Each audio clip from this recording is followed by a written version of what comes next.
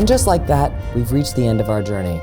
That is, unless the show goes well and we get greenlit for more episodes. Then there will totes be more journey, maybe even brought to you by a sponsor.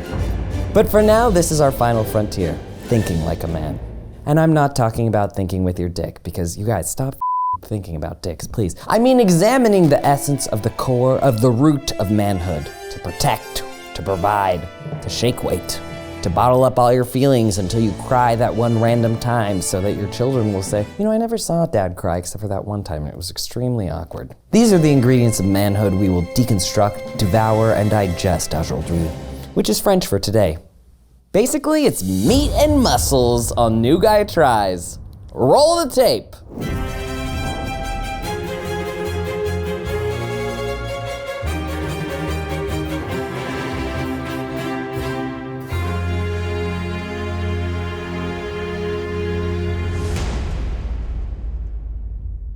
This is episode 3 of New Guy Tries. Season 2 is streaming right now on Second Try. New Guy Tries is one of our Second Try originals. We're super proud of it, but it's important to us that the trans community is able to watch this show for free. So if you're able to support, we have a promo code for you to enjoy Season 2 right now. We have a free trial over on secondtry.tv, but for now, please enjoy New Guy Tries.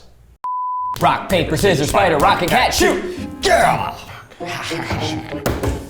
What's up? Hey, how's it going? Ow! Hey, Hey. what's happening? Ash, do you mind if we talk about something? Oh, sure. Hit me. We're really excited to have you. I think the show you're making is really important and like a lot of people are gonna like it. Too. It does seem though that you're operating on some kind of antiquated ideas of masculinity. How so? Oh, no, please. I got it. Thanks. You're welcome. Occupied. Oh, no. Please. I got it. Thanks. My lady.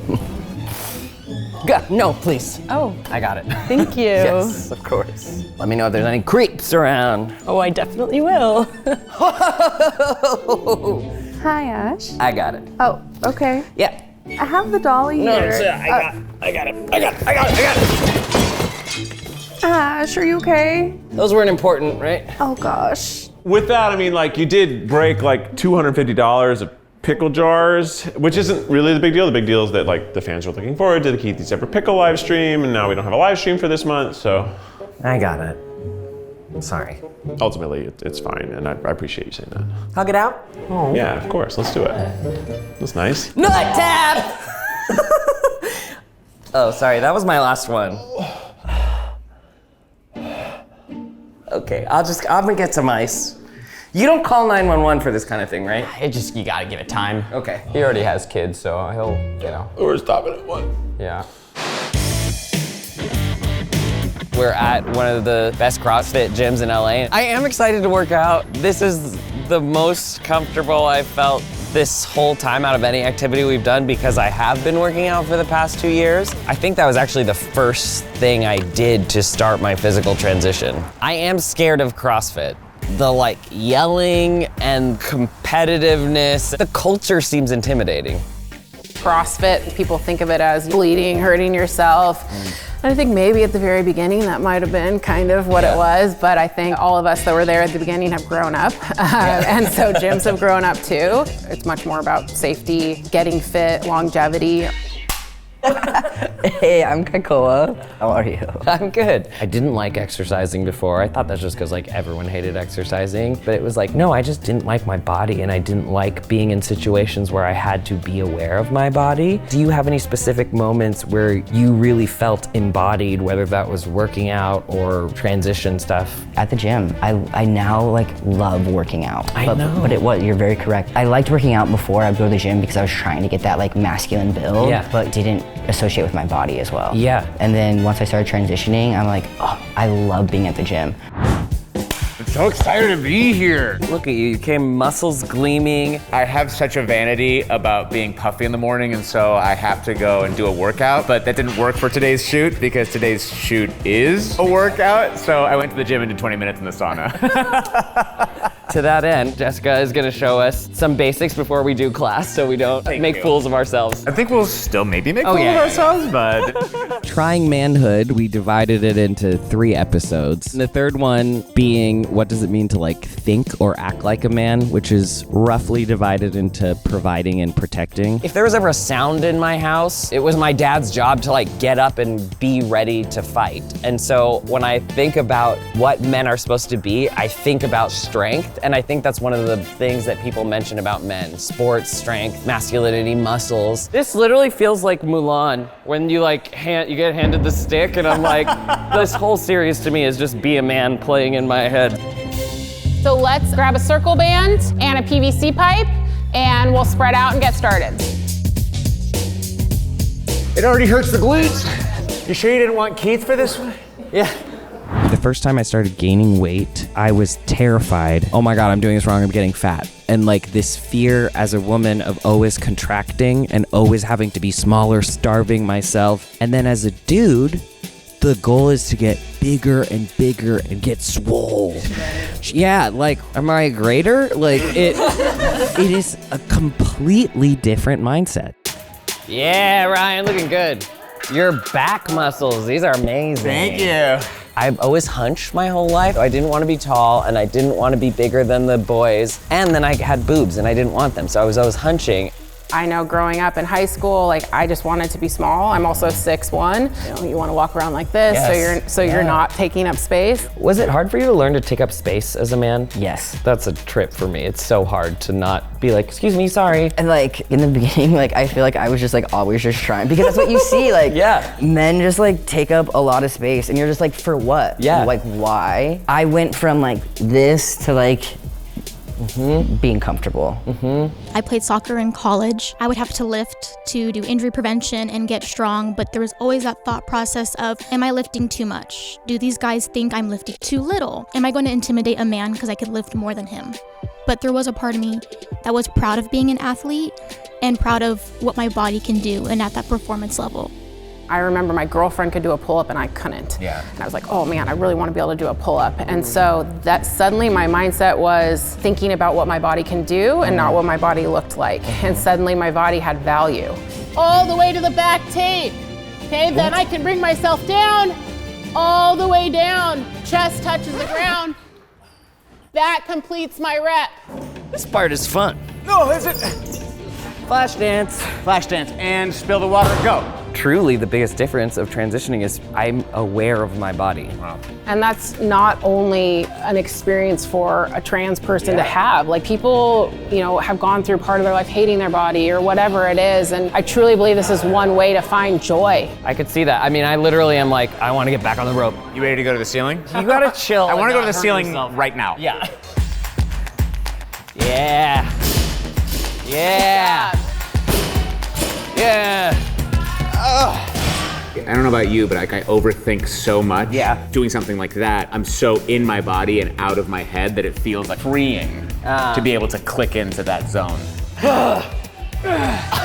What was masculinity like for you growing up? Because we're both Cuban and like machismo is like a real thing. Oh, it's so huge. When I grew up, my dad actually was constantly traveling for work. Like he's very much that immigrant mentality of like, I'm gonna work so hard so my family is taken care of. Providing is very masculine. Provide. Yeah, that was my dad too. He wasn't around as much because he was constantly traveling, so I was raised by my great-grandmother, my grandmother, and my mom. Feminine energy to me actually feels so much more like family, and when I'm around men, I'm constantly trying to find like, what's my role here? And I find myself trying to like get people's approval. Since your dad was like gone providing and working and you didn't have like that masculine side. figure. Yeah. So then did you feel uncomfortable when you were like with dudes or hanging out with dudes? Kinda. Yeah.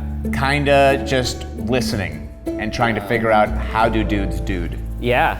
I feel like you're getting more energized as we go. Oh man, this is, yeah. My human cocaine. Let's go. If you were to walk into a group of, and it's mainly women, and you don't know them, you'd feel more comfortable than walking into a group of guys? It's such an interesting question because I'm also walking in with the awareness of the baggage that comes along with being a man walking into a group of women. How many of you, show of hands, have felt afraid of like a group of men? Yeah.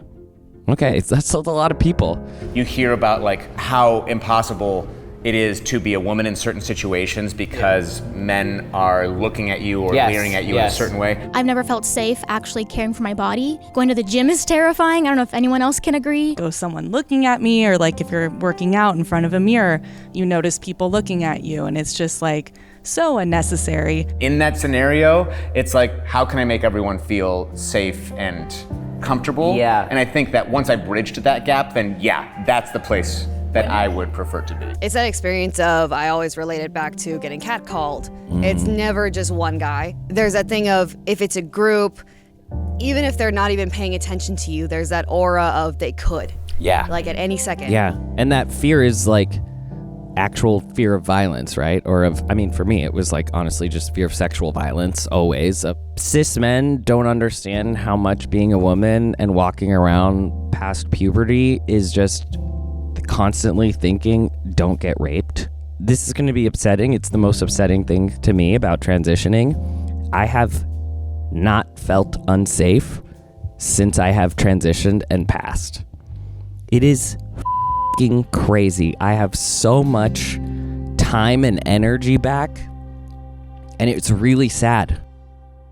Feeling as like an outsider, being a little bit out of shape and feeling bad about that in high school, and then getting in shape, getting into college, getting to redefine who I am as a person with this new community. I took advantage of the fact of like, now people are attracted to me. And now I'm gonna sleep with as many people as I can to prove and make a conquest over now I am an attractive man. Like value, And that's where my value came from. And then that scale tipped so far that I was like, at what cost? Yeah, like did you feel like you were becoming a douche? Yeah. I wanted to be seen as a man so much that I feel like I was picking up on those like toxic traits in the very beginning. And then I was just like, this isn't the man I want to be, so why am I trying to be this person? And part of that was just, that's what I had seen. That's what I had been taught. Yeah, man. 7, and then they're like, whoa, no way, bro, and it's like fist pounding, and that's the end. That's like you've gotten, that's real. You've gotten your acceptance, you've gotten your male connection, and you've gotten respect.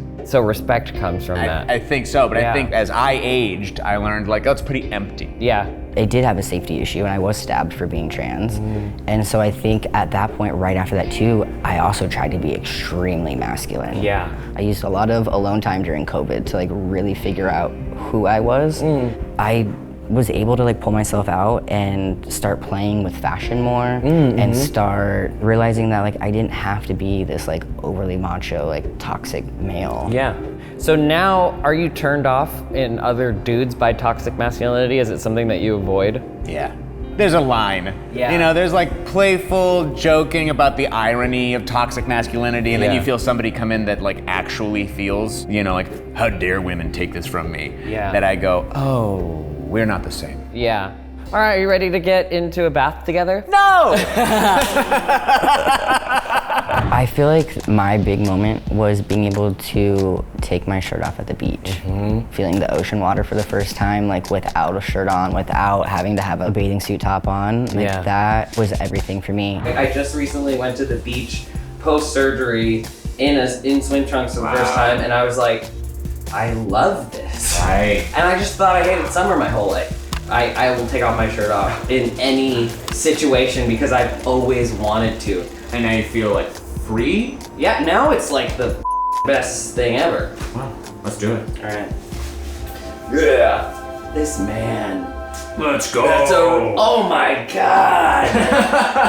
What? All right. This is 50 degrees. We're gonna go 50-50 in the tub. They recommend 3 minutes, and then we're getting right in the sauna. Trying to keep our shoulders under.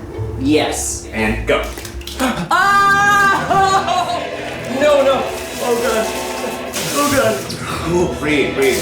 Can someone tell me a story? Tell me a story, Ash, please. Okay, I will tell you the story of, Time check? I can't remember a story. We are at 50 seconds. 50 seconds! I told you 1 minute. I can't do 3 minutes.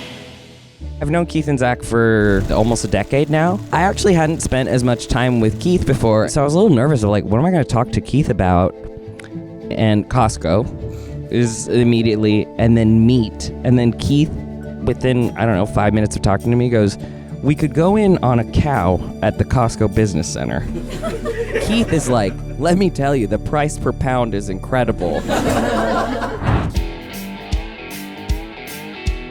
Oh yeah! Wow, look at this! It's beer o'clock. Wow, this is like commercial beer. Yeah. Oh, it's plastic. That's nice. Taste as cold as Los Cheers. Angeles. Do you know what cheer? Well, the current popular male one is Let's Go. Oh, let's go.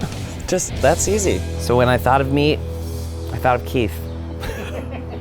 So we're gonna grill for the guys. Hopefully I don't get everyone sick. I'm excited to learn about this whole world. I have no concept or clue. My dad probably taught me some stuff when we were growing up, but it was more like experiencing and learning rather than teaching, you know? Because it wasn't like, all right, Keith, today you're gonna learn how to make a steak. Yeah. It was, I'm making steaks, and he'll just tell me things he's doing, so then I'm, you know, hopefully learning. Do you think it's because a lot of it was kind of taught to you maybe through osmosis of having brothers? Definitely, yeah. So, season? Yeah. Rub some meat? Do we literally rub it? Yeah. You're gonna pat it all down in. Okay. Just get all up in there. You're gonna get all up in there all day. It's gross a little. It's gross. It's a little gross. Even the concept of protein, I didn't really ever think about as a woman. I was only ever taught to think about calories. And then as soon as I started transitioning and working out, proteins become very vital. Do you feel manly when you're grilling? I guess I don't really think about feeling manly almost ever. Okay, so we got all this here. We're gonna get this on the grill first. Just whole toss hunk? it in the middle. Yeah, yep, perfect. Femininity was taught to me a lot more, I think, through what I wasn't supposed to do. I was naturally doing things that was like, don't climb stuff, you shouldn't have bruises, you shouldn't be loud. Growing up, when I tried to play sports with the guys like basketball, tetherball, the guys would purposely try to hurt me to make me stop.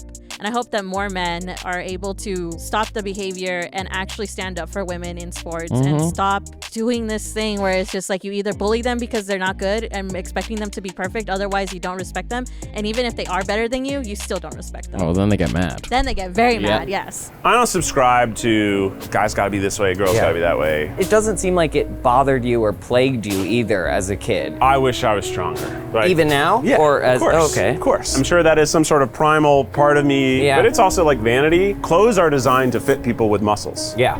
So if I had more muscles, my clothes would fit better. I would perceive myself to look better. Yeah. I'd have more confidence about wearing stuff. So like that's still a thing.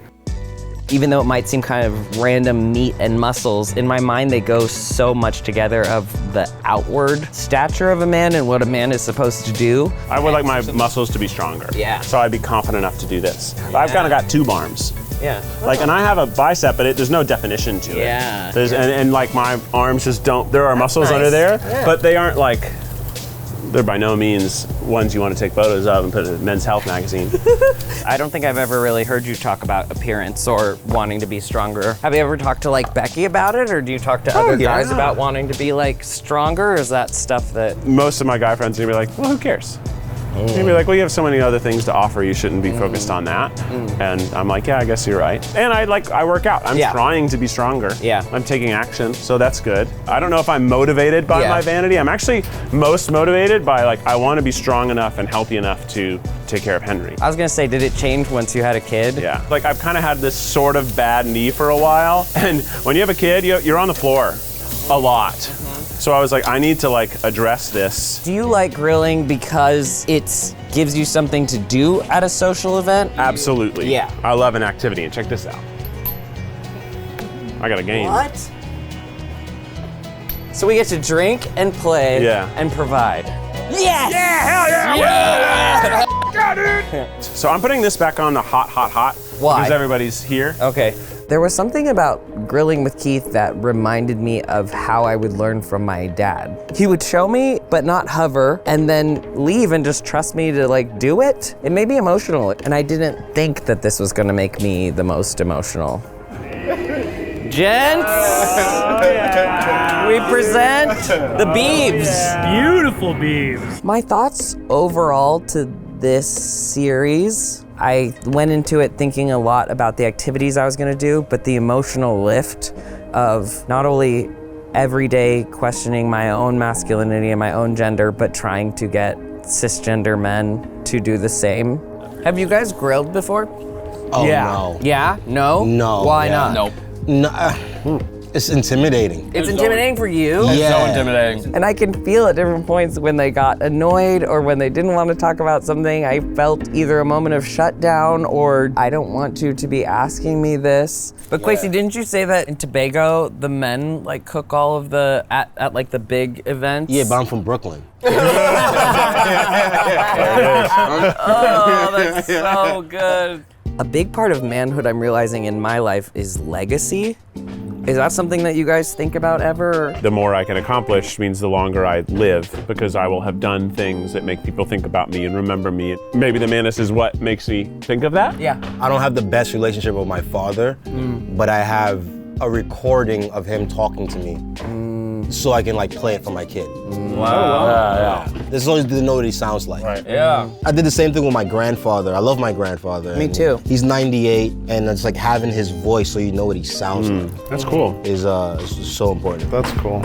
Nick, do you want to be a dad? I don't think I've asked you that. I've been thinking about fatherhood and the legacy that I leave behind and how I could bring another human up in the world for a long time. It will be new to me to be a dad, like it is for everyone. And I will have no blueprint for being a gay dad. Yeah, and I wonder if it's the same as a gay man. I always just wanted daughters because I love being around women. I hadn't even considered having sons, and then I'm like, how would I teach a boy to be a man and my dad isn't here? I don't have anybody to teach me to be a man. My gay guy group, I think a lot of them secretly they were hoping for a girl. Yeah. Because I think gay men feel more comfort in raising a daughter. They can relate to that more than raising a manly man. I mean, like gay men have struggled with that. I always knew I was gonna have a boy. I don't know how. You Really? Yeah, in my mind, there's just no way. I grew up with brothers, so like, Oh, yeah. I just don't even know a reality of a young girl in my home. Yeah, would you be afraid of that?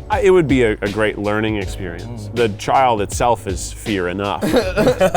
I think I was hoping for a girl. I obviously love my son and I wouldn't change a single thing about him. I'm trying to unpack why I was hoping for a girl, and I think it's probably because I didn't grow up playing sports. I was doing improv and whatever, doing dance. And I think I was intimidated by the idea of raising a little boy to be like, well, what if he wants to be the quarterback? And I always assume, oh, you straight guys are good with I have no idea. I think football's a terrible idea. I don't want. I'm just like, I don't know. What if your son is more traditionally masculine than That you? will be interesting for me. What if I had gotten to be a girl or just not even gendered from childhood? Would I be the same? How would I have grown up differently? I think that's the future that I want to see, where you don't get treated differently based on your gender, because then I think you can be whoever you want to be. And this is not my final form. I think people are confused about gender a lot because it's supposed to be filed into two categories largely, but most of us are kind of in between with everything. For me growing up, I resented traditional masculinity. It's not something that I ascribed to. It's not something I saw myself in. It caused a lot of stress and strife. It took me a while to get to a place where I was cool and comfortable and happy with that.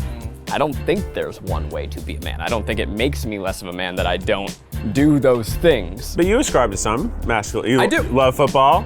You're very competitive. Probably similar for you and probably a lot of us, like, wasn't the fastest kid at school, okay, I'm not that. I wasn't the best at like kicking the ball the furthest, okay, I'm not that. Most attractive. You keep trying stuff until you find something that you are near the best at, because you need to prove to yourself and to others that like, yeah, I'm actually the best at something, so I do deserve the same respect as the person who's the best at the more traditional thing. All that matters is finding the thing you enjoy doing. What do you enjoy about your masculinity now and being in the body that you're in? Looking in the mirror and seeing the person back is me. I felt like before I would look in the mirror and had no idea who it was. I had no association, and now I genuinely love the person I see. Same, damn. The freedom that comes with owning my own faults, rather than that I think you accept me because my body's perfect, you accept me because I'm the smartest in the room, you accept me because I'm the funniest, rather than you are human, and because I share the things that are flawed about me, you actually feel witnessed and seen, and we can share and both connect with each other and respect because we're able to share those flaws. Ryan, look me in the eye! I can't look you in the eye! Tell me about what it's like to have your hair turning gray on your beard. My hair turning gray, my beard feels fine. I don't mind aging. It's not scary to me. I'm done. I'm done. You're done? I'm done. That's all I can do. Oh, that was, wow. How are you doing this? Because I've had more mental challenges than I've had physical in my life, so feels like one of the easier things I've done so far. I'm so impressed. I can't believe you're doing that. It hurts too much for me. Also, I had a period for 30 years of my life. You just learn to suck up pain. 3 minutes. Yes!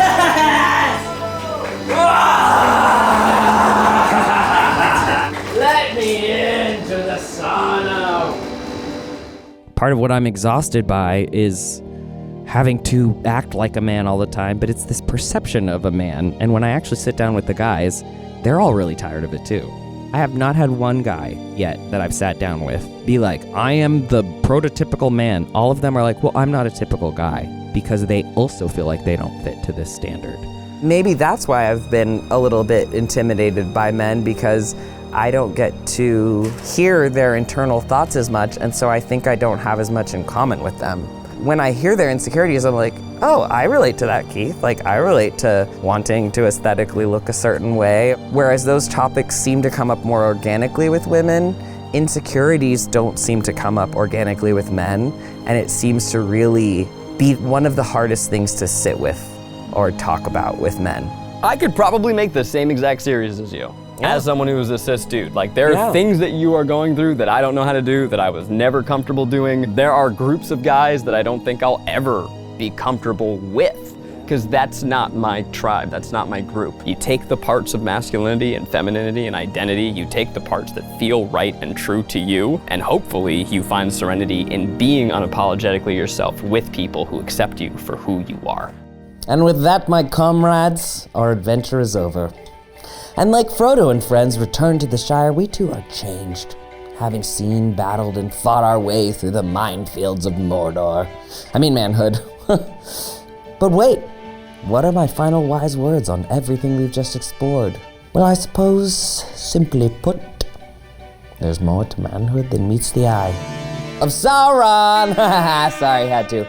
Ciao, chaps, and until next time, this has been New Guy Tries. Ow. The life that we lead is a lonely road until you find somebody you can build that home with. I mean, you obviously know, like, your life is like different chapters, one big book. The goal, I guess, is just to be the best Ash until it's the end of the story. Cause you're gonna die, yo. Cheers. Cheers to trauma. You know, we just got to know each other right before we started this. I think it has been incredible making this with you. Every day you've come in just so excited to, I think, share your story and be honest, and that's just been thrilling to watch. Oh, so, thank you. Cheers to you. Thank you for joining me on this journey into manhood. Pop, pop. Let's go. Let's Woo! Is Flo Rida from Florida?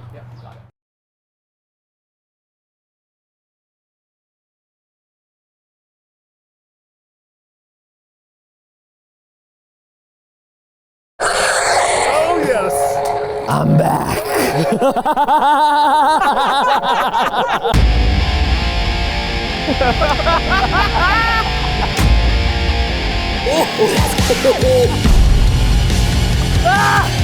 No! This is fun! Is this a good time to tell you that I'm notoriously clumsy? No.